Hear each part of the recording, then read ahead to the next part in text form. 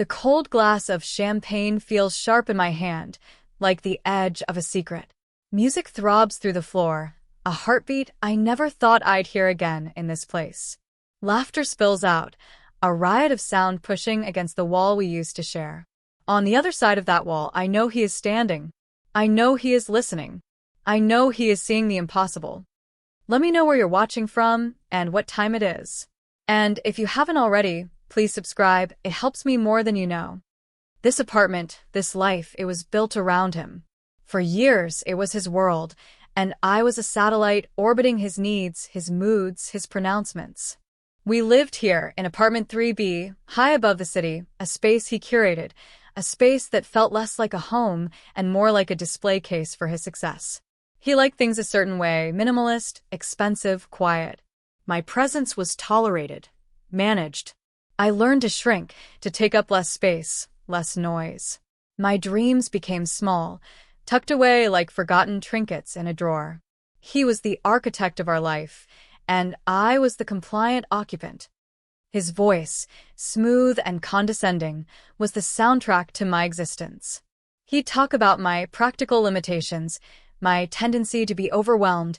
He handled the finances, the bills, the important decisions, always with a sigh, as if it were a burden he reluctantly carried because I simply couldn't. And I believed him.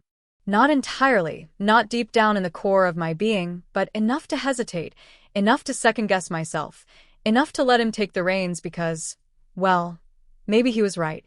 Maybe I was too soft, too scattered, too much. He often spoke about his future, his plans, always singular. He would travel. He would invest. He would retire early.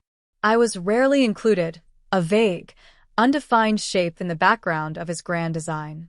And when I dared to voice a hope, a desire for myself, he'd smile that tight, patronizing smile and say something like, "Oh, that's sweet, but let's be realistic, shall we?"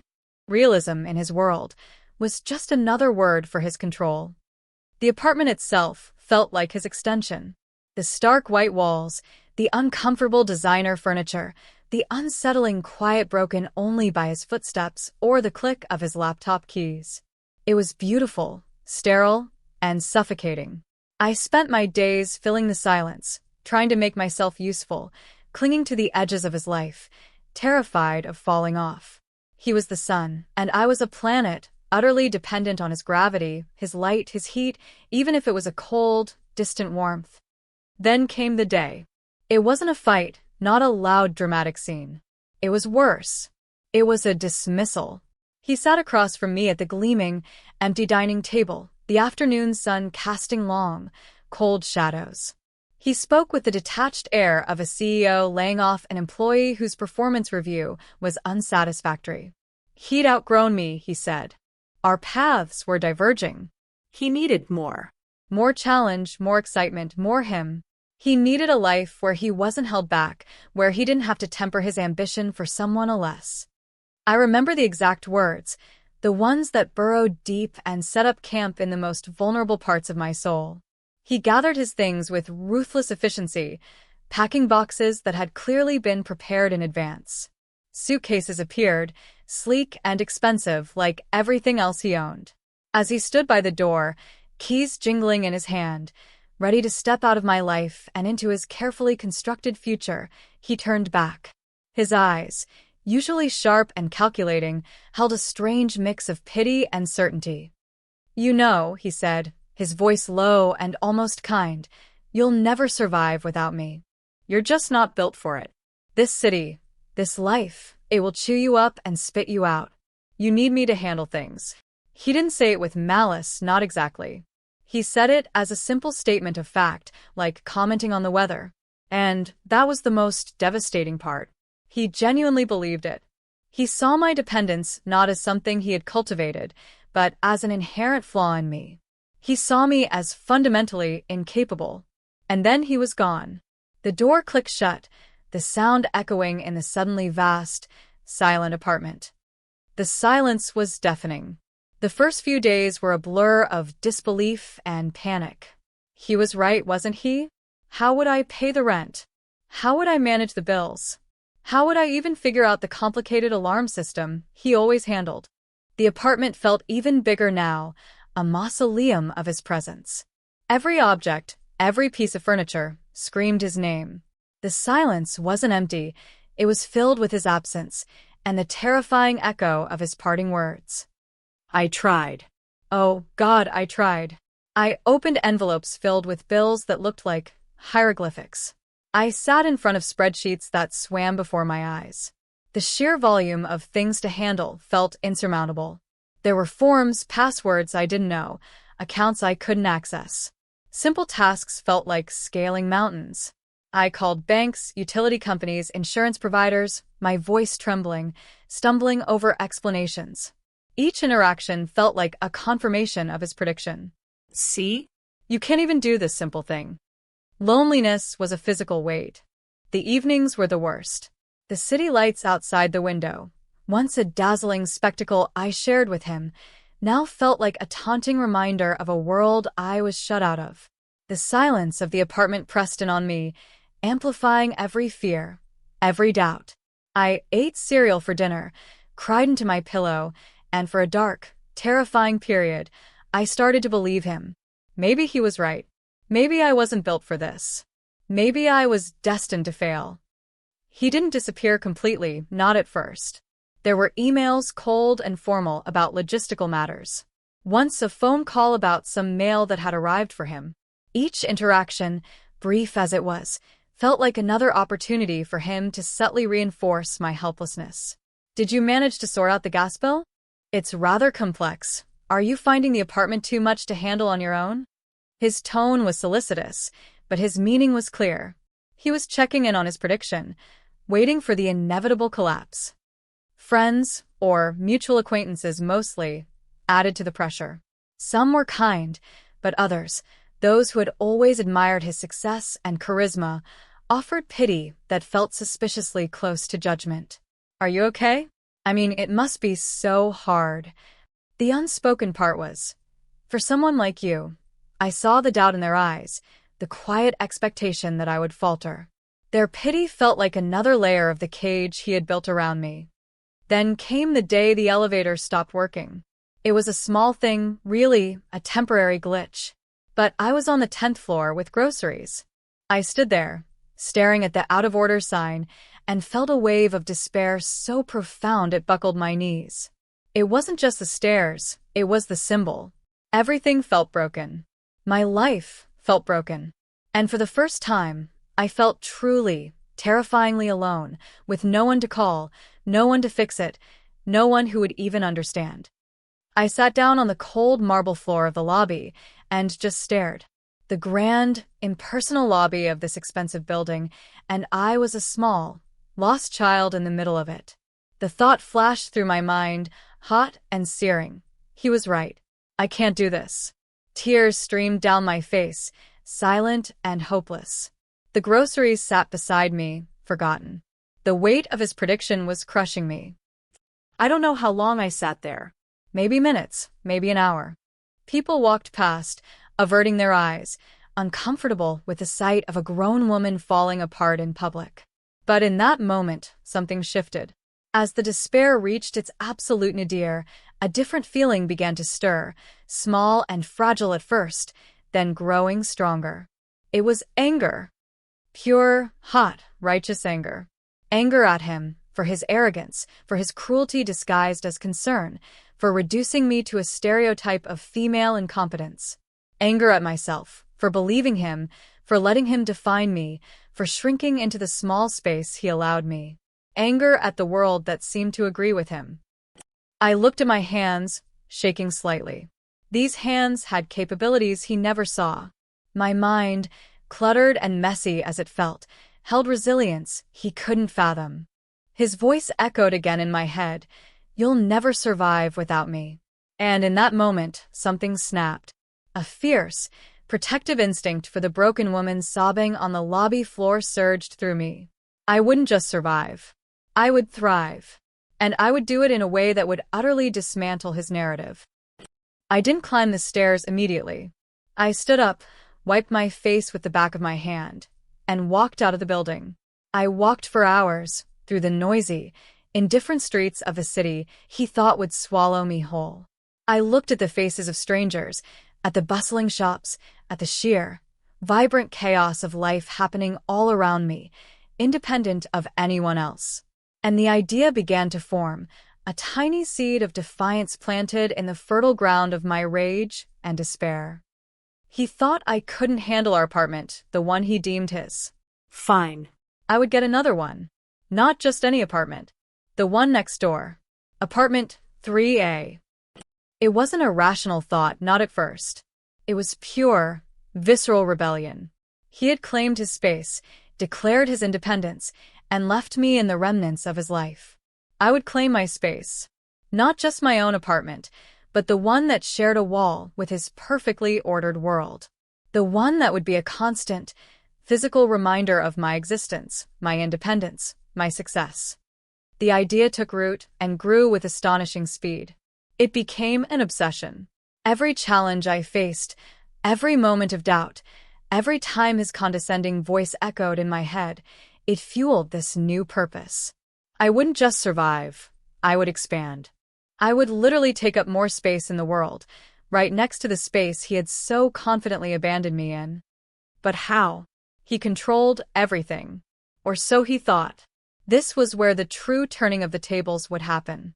He saw me as financially naive, reliant on him for every dollar. What he didn't know was that I had a secret. A small, quiet rebellion I had nurtured for years.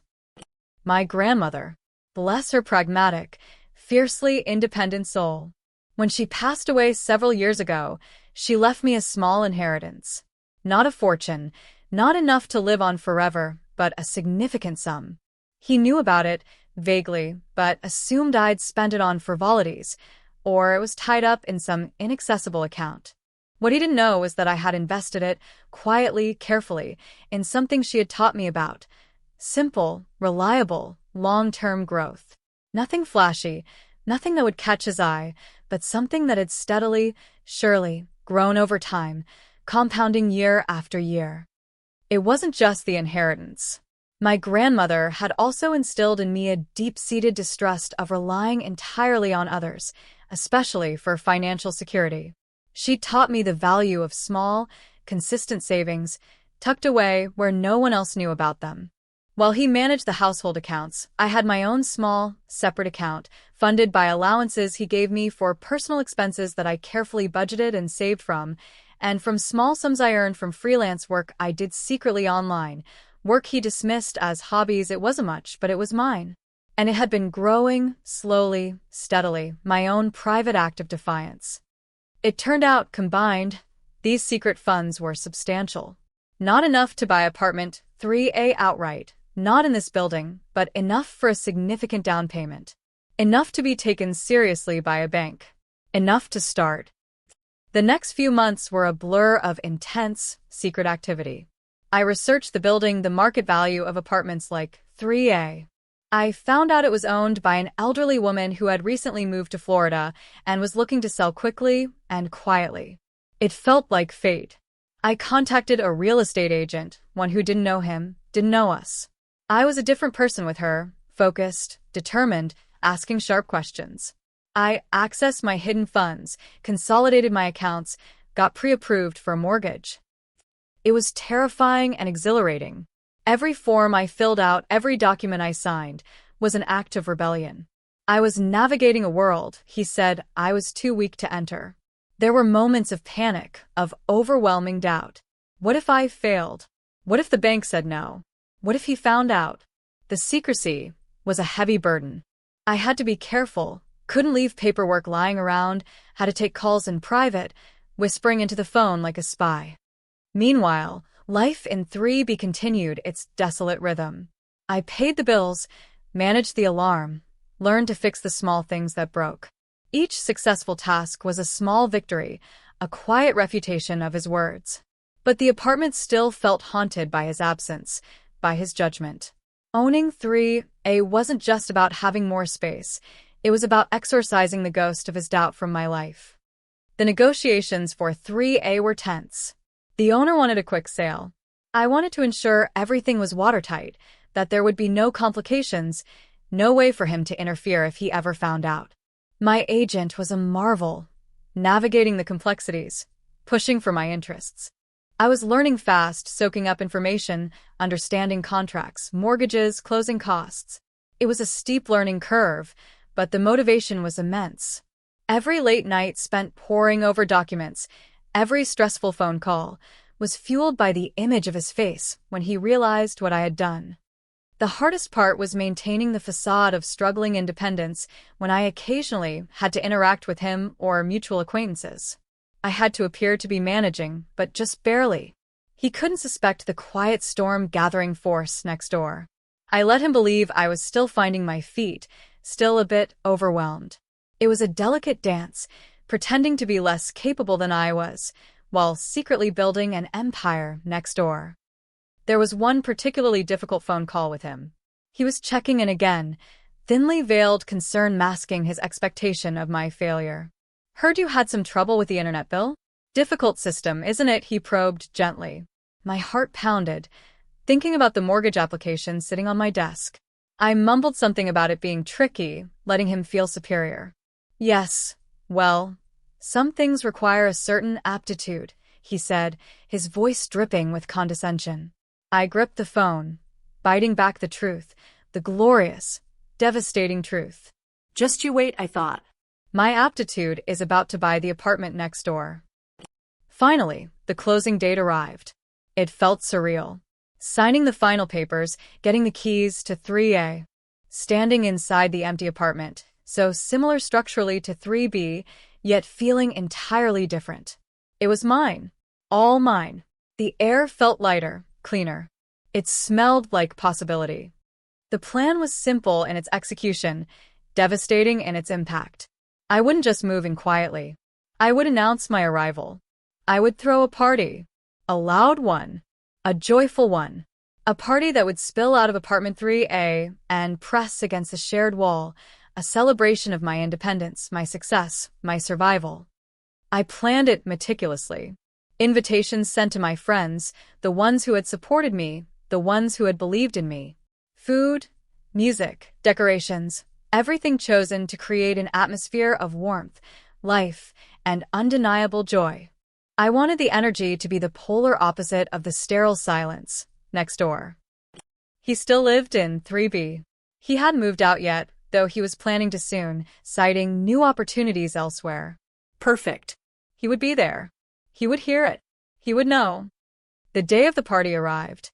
The city sparkled outside the windows of 3A. I spent the day getting everything ready, transforming the empty space into a vibrant hub of anticipation. As evening approached, the first guests arrived. The music started, a rhythm that pulsed with life. Laughter bubbled up, conversations flowed, glasses clinked. The energy in 3A was electric, buoyant. It was the sound of thriving. I circulated among my guests, smiling, talking, feeling lighter than I had in years. But always, in the back of my mind, I was aware of the wall. The shared wall. The wall separating my burgeoning life from the life he had left behind, the life he thought I couldn't manage. I knew he would hear the party. How could he not? The sound system was good, the laughter loud. He must have wondered what was happening. A new neighbor? Someone moving into 3A? I imagined him next door, perhaps trying to ignore it, perhaps annoyed by the noise disrupting his peace. He wouldn't suspect. Not in a million years. Then came the moment I had been waiting for. I was talking to a friend near the entrance when I saw him, standing in the doorway between 3A and the main building hallway. He must have come out to investigate the noise, or perhaps he was just getting home. He stood there, framed by the doorframe, looking bewildered, then annoyed.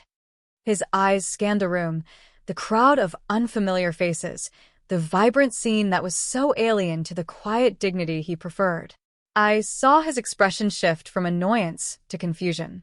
Who was this person throwing a party in 3A? Why was it so loud? He started to step forward, perhaps to complain, perhaps to ask what was going on. That's when he saw me. I was standing maybe 20 feet away, a glass of champagne in my hand, a small, knowing smile on my face. Our eyes met across the crowded room. His eyes widened, first in surprise, then in disbelief. He saw me, vibrant and happy, hosting a party in this apartment. He took a step back, bumping into the doorframe. His gaze flickered around the apartment again, as if trying to make sense of it. He saw the keys on the counter, my keys. He saw the personal touches I'd already added, small things that weren't part of the previous owner's decor. The realization dawned on him, slow and agonizing. I saw the exact moment he understood. The color drained from his face. His mouth opened slightly, but no sound came out. He looked from me to the apartment, to the party, back to me. The silence in his mind must have been deafening, contrasting with the joyful noise surrounding him. He remembered his words. "You'll never survive without me." He remembered the life he thought he was leaving behind, a life I would supposedly crumble under. And here I was, not just surviving but expanding, thriving, right next door.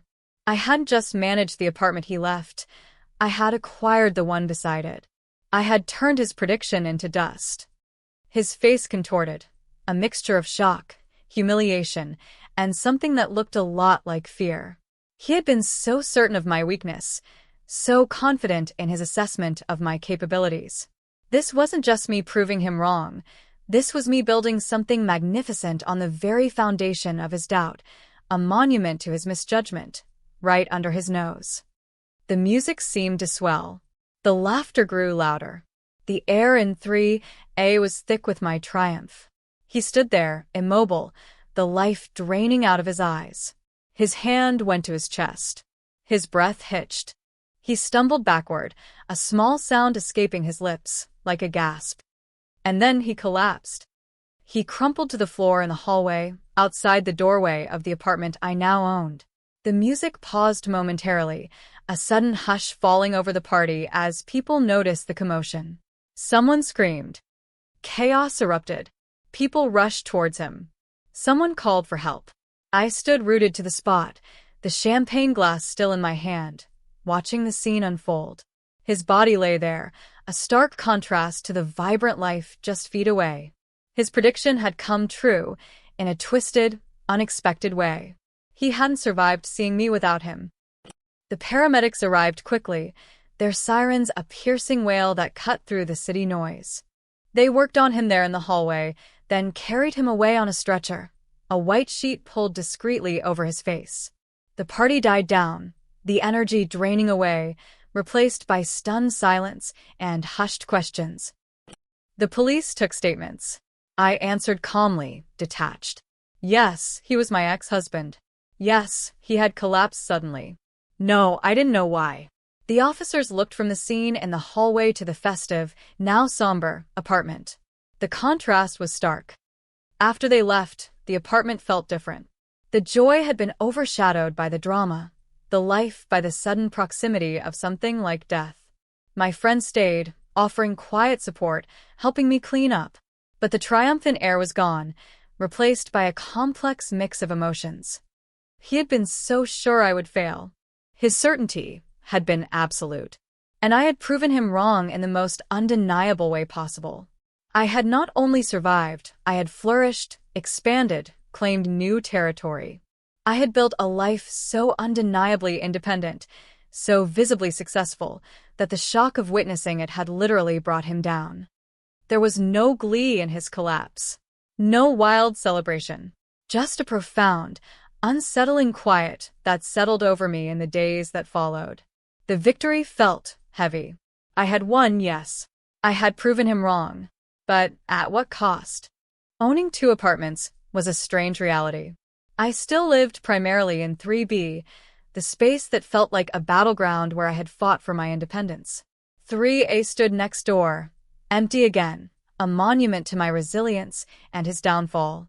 I walked through its rooms, touching the walls, the windows, remembering the vibrant energy it had held that night, the night his world ended and mine truly began.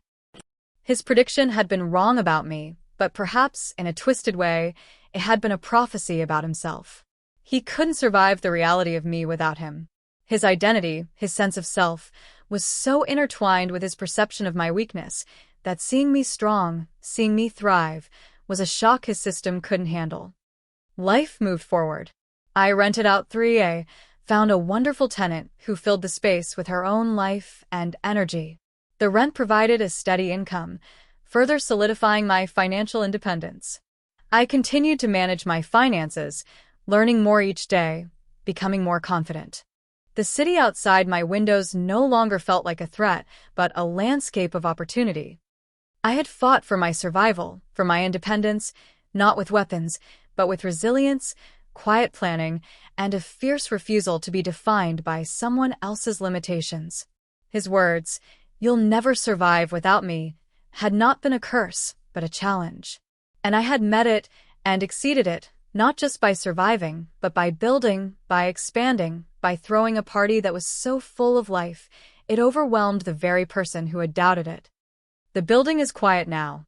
Apartment 3B feels less like a mausoleum and more like a home I am slowly, deliberately making my own. Apartment 3A next door is filled with the sounds of someone else's life, a constant hum of independence I helped create.